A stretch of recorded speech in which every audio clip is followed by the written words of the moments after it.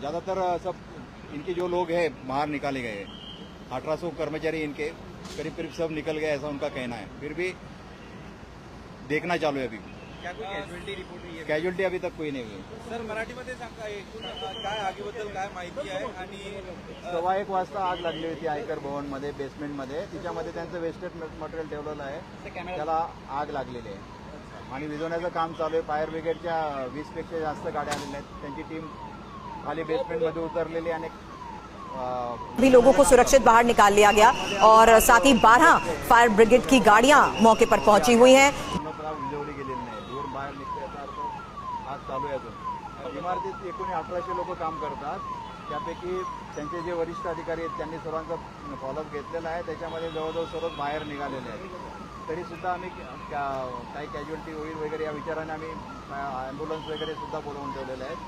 इमर्जन्सीमध्ये घेऊन जाता येतील आपल्याला. अद्याप कोणी इंजुअर्ड काही झालं नाही.